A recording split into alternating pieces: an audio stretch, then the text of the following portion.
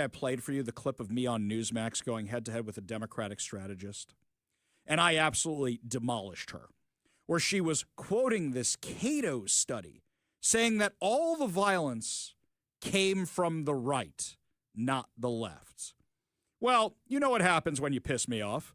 I got lots of time at night, and I decided to go read. First, I had to find this Cato study that she was talking about. Then I had to go analyze it, and it's really a piece of work.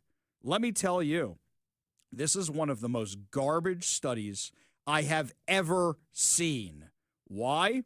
Because it doesn't like the narrative. So what it does is it admits that it's changing the data.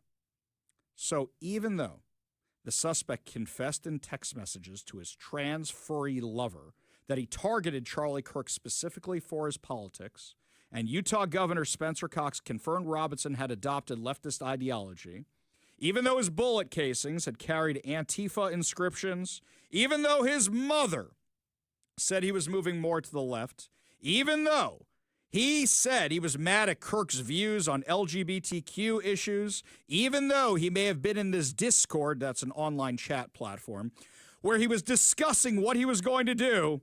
We're not sure what his motive was. We're not sure. What are these statistics she's talking about? So I pulled up the Cato study. First of all, the Cato study, which is what the Democrats are using to base all their talking points off of. You have to know a little history to know how to debunk this study. And by the way, if you don't know history, you just do Google. So Cato begins its data set in 1975.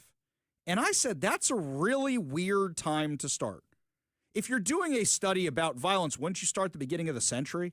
Or wouldn't you go back to, the beginning of the last century? It's really weird. Beginning of the country? What are we looking at here? Why 1975? And then I remembered what happened in the 60s and 70s. They're skipping over all the left-wing terrorism during the civil rights era. For example, the Black Panther Party wasn't just running breakfast programs. Between 1968 and 1973, they were involved in shootouts with police, also undertook assassinations. Their offshoot, the Black Liberation Army, executed multiple officers in the mid-1970s. The Weather Underground launched bombings of the U.S. Capitol, Pentagon, and State Department in 1971, 1972, and 1975, respectively. These attacks killed and injured Americans while terrorizing cities. Founders of the violent group, you might recognize these names, Bill Ayers and Bernadine Dorn, are the husband-wife duo that helped start the political career of Barack Hussein Obama.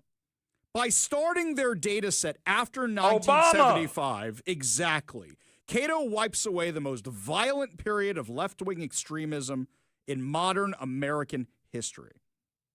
So, let's see what else she was talking about. She said in the debate that they weren't counting BLM and Antifa. They reclassified them as anarchists, not leftists.